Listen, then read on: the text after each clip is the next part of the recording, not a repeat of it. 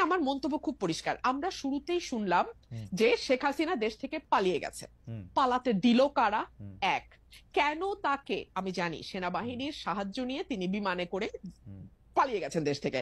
সেনাবাহিনী অবস্থায় তিনি যদি চাইতেন তার গায়ে স্পর্শ করার আগে এসএসএফ এর অনেক জায়গাগুলি পার হয়ে অনেকগুলিটা হইতে হইতো তিনি পালায়ে গেছেন, সেইটাই ঠিক। বাট নেগেটিভ টক শো থেকে পাওয়া আরেকটি ভিডিও আপনাদের মাঝে নিয়ে আসলাম। সেই ভিডিওটি হচ্ছে রুমিন ফারহানা আওয়ামী লীগের দায়িত্ব নাকি নিতে চায়, তিনি নাকি আওয়ামী লীগের প্রধানমন্ত্রী হতে চায়। এটা নিয়েই আজকের ভিডিওটি থাকছে। রুমিন ফারহানাকে এই প্রশ্ন করার পর রুমিন ফারহানা কি উত্তর দিলেন আজকে আমরা সেটাই দেখব টক শোর মাধ্যমে। এই টক শোতে কিন্তু আপনারা সব কিছু দেখতে পারবেন। চলেন এখন আমরা বেশি দেরি না করে ভিডিওটি দেখে আসি রুমিন ফারহানা কি বলেন। রাইট বেরিসা ফারহানা, আপনি যদি ওইটা একটু বলতেন যে শেখ হাসিনা যে অডিওতে বক্তব্য দিতেছেন প্রবাসী বিভিন্ন জায়গায়, ওইটা দিয়ে যদি একটু মন্তব্য করতেন। জি, ওইটা নিয়ে আমার মন্তব্য খুব পরিষ্কার। আমরা শুরুতেই শুনলাম যে শেখ হাসিনা দেশ থেকে পালিয়ে গেছে। পালাতে দিল কারা? এক, কেন তাকে আমি জানি সেনাবাহিনীর সাহায্য নিয়ে তিনি বিমানে করে পালিয়ে গেছেন দেশ থেকে। সেনাবাহিনী তাকে তার হেফাজতে নিতে পারতো কিনা এই প্রশ্ন আমি রাখি। কারণ তিনি তো আসলে প্রত্যক্ষ এবং পরোক্ষ ভাবে 2000 হত্যাকাণ্ড, 25,000 মানে কি বলে অ্যাসল্ট এবং প্রায় 1,500 মানুষের চোখ হারানোর সঙ্গে সম্পৃক্ত, তাই না? দুর্নীতি সরিয়ে রাখি। দুই হলো 800 সামথিং এর একটা তালিকা নাকি ছিল সেনাবাহিনীর কাছে যারা তাদের হেফাজতে ছিল।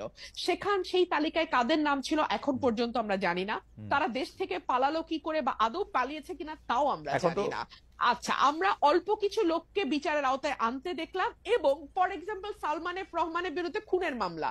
আরে যার বিরুদ্ধে আপনি শেয়ার কেলেঙ্কারি নিয়ে কিংবা ব্যাংক লোপাট নিয়ে বা এস আলমের বিরুদ্ধে ব্যাংক খাওয়া নিয়ে মামলা করতে পারেন, তাদের বিরুদ্ধে আপনি 302-তে গেলেন। মানে যার যেদিকে যাওয়ার কথা না তারটা সেদিকে গেলেন। এতে হয় কি মামলার মেরিট কমে যায়, জনগণের বিশ্বাস কমে যায় এবং last but not the least মানুষ মনে করে ও ওরা তো এখন পাওয়ারে নাই, এখন সব ওদের বিরুদ্ধে ঢালাও মামলা হবে। আবার যখন ওরা পাওয়ারে আসবে তখন এগুলো সব ঢালাও মামলা হিসেবে বাতিল হয়ে যাবে।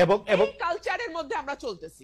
এবং এখন তো নেগেটিভ আরো পাল্টে গেছে যে শেখ হাসিনা আসলে বিদেশে পালায় যান নাই, জানো নাই, তাকে জোর করে তাকে একটি বিমানে উঠিয়ে দেওয়া হয়েছে এবং সেখান থেকে জোর করে তাকে মানে বাইর করে দেওয়া হয়েছে, যেটা আসলে প্র্যাকটিক্যালি ইম্পসিবল। শেখ হাসিনা প্রধানমন্ত্রী থাকা অবস্থায় তিনি যদি চাইতেন তার গায়ে স্পর্শ করার আগে এসএসএফ এর অনেক জায়গাগুলি পার হয়ে অনেকগুলিটা হইতে হইতো তিনি পালায়ে গেছেন, সেইটাই ঠিক। বাট নেগেটিভ এখন পাল্টানো হয়েছে। আমরা একটু মান্নাবের কাছে একটু জানতে চাইবো।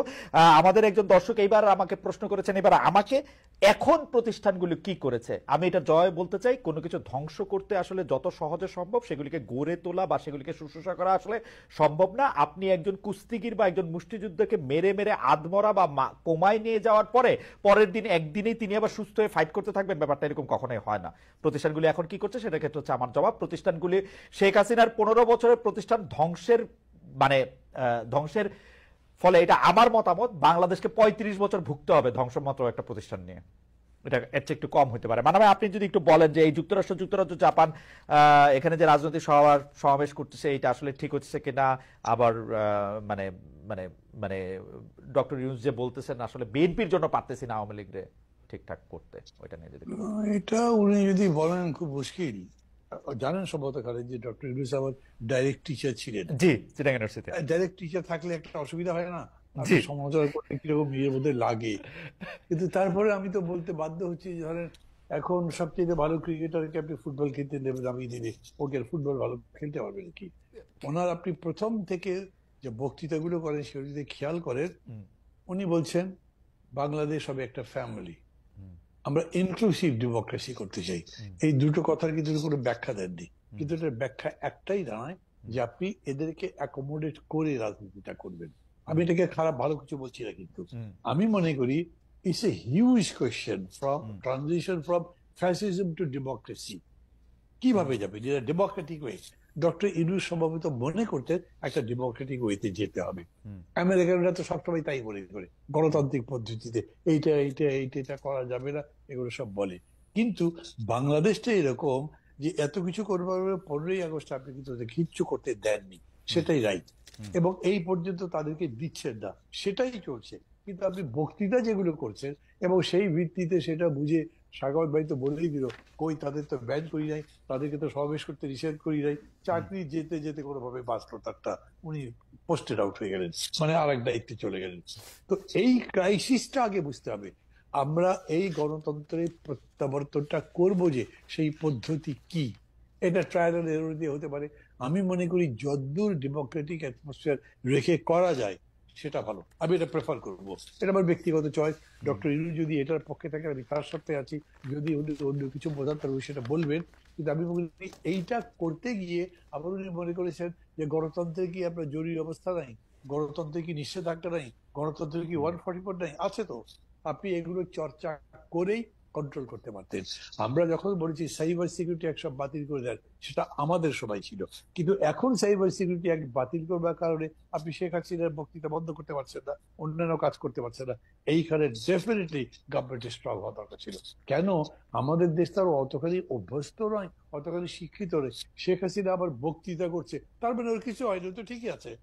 কমন পিপল তো এরকম করে ধারণা করে, কিন্তু সাধারণত এরকমই হয়, পড়ে যাওয়ার পরে, পতন হবার পরে, পরাজয়ের পরে তাকে দেখা যায় না জনসমক্ষে। ব্যাপারটা এখন উল্টা হয়ে গেছে, এই জন্য তাদেরকে বলছে স্ট্রেংথ আছে। যদি এরকম হয় যে সুশাসন দিয়ে ডক্টর ইউনূস গণতন্ত্র প্রতিষ্ঠা করতে পারতেন, তাহলে শেখ হাসিনা আর আওয়ামী লীগ দিয়ে ফিরে আসতে পারতেন কিনা সমস্যা। কেন, যে এই 15 বছর যে দুঃশাসন, লুটপাট যা যা করেছে, তার পক্ষে কোনো ন্যারেটিভ তো তারা তৈরি করতে পারতো না। তারা মানুষের কাছে কি নিয়ে আসবে, আমাকে ভোট দাও, আমি জনগণের পক্ষে আছি, তোমরা আমাকে সমর্থন করো। কেন, এই 15 বছরে আমি এই কাজ করেছি, ওরা ভুল বলছে, এটা তারা বলতে পারবে না।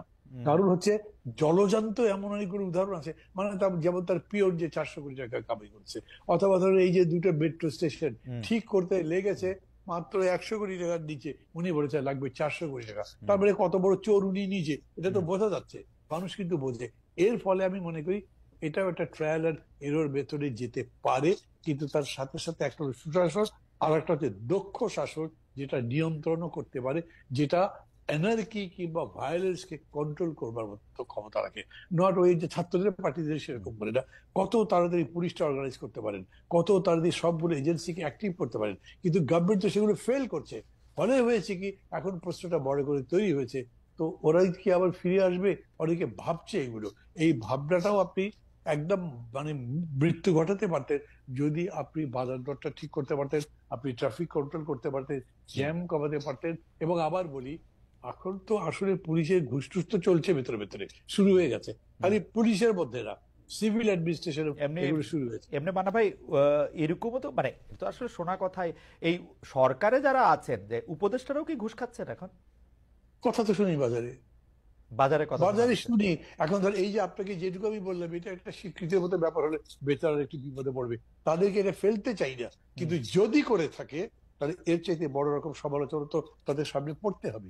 কে খাতির করতে যাবে বলে? তারপরে দৃশ্যমান যদি হয় বিষয়টা তাহলে হবে। তাছাড়াও যখন উনি এই ছাত্রদেরকে উপদেষ্টা নিয়োগ করলেন, তখন কিন্তু অনেকে প্রশ্ন করেছে এই বিষয়টা, মানে ছাত্রদেরকে আন্দোলনে জিতেছে বলে ক্ষমতাই আনতে হবে, এটা তো একটা কথা না। দ্বিতীয় কথা, যদি আপনি আনলেনও তারপর তাদেরকে গাইড করবার প্রশ্ন ছিল, আপনি তাদের হাতেই কন্ট্রোল দিয়ে দিলেন, তারাই সব চালাতে যদি লাগে, তাদের তো লার্নিং এর পিরিয়ডটাই ঠিক মতো শেখা হলো না, তাহলে কি করবে?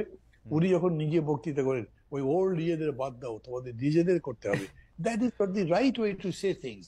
বিকজ আপনি অভিজ্ঞ লোকজন ওই না হলে তো, আপনি আছেন ডক্টর মোহাম্মদ ইউনূস 84-85 বছর বয়সে, আপনাকে থাকতে হচ্ছে, আপনাকে ওই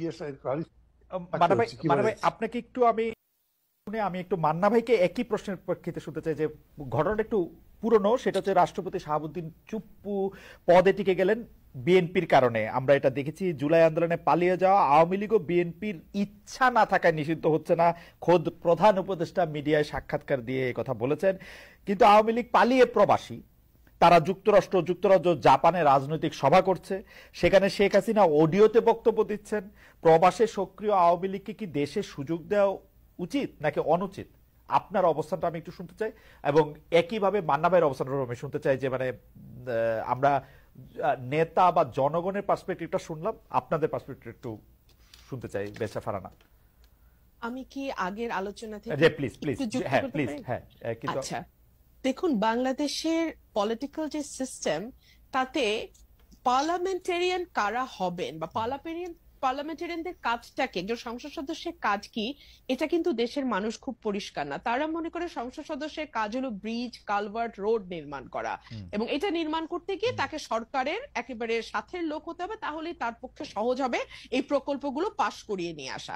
এবং যারা সংসদ সদস্য হন তারাও বিশ্বাস করেন তাদের কাজ হলো এই ব্রিজ, রোড, কালভার্ট নির্মাণ করা, এবং এই নির্মাণ থেকে 10%, 15%, 20% তাদের পকেটে নেওয়া। এটা হচ্ছে একটা মিউচুয়াল আনরিটেন এগ্রিমেন্টের মতন, হ্যাঁ, জেন্টলম্যান এগ্রিমেন্ট। কিন্তু আসলে তো একজন সংসদ সদস্যের কাজ সেটা নয়। একজন সংসদ সদস্যের কাজ পলিসি মেক করা, একজন সংসদ সদস্যের কাজ আইন প্রণয়ন করা, একজন সংসদ সদস্যের কাজ সরকারকে জবাবদিহিতার মধ্যে আনা। দেখুন, সংসদের 70 অনুচ্ছেদ সংবিধানের, আমরা যে এটা নিয়ে এত লাফালাফি করছি, আচ্ছা, সংবিধানের 70 অনুচ্ছেদে অনুযায়ী আপনি দলের বিপক্ষে ভোট দিতে পারবেন না। আপনি কি 54 বছরে দলের সমালোচনা করে কোন সংসদ সদস্যকে সংসদে দাঁড়িয়ে বক্তব্য দিতে শুনেছেন? না, কিন্তু বেরসা ফারহানা, আপনারা তো সংসদের বাইরে ছিলেন।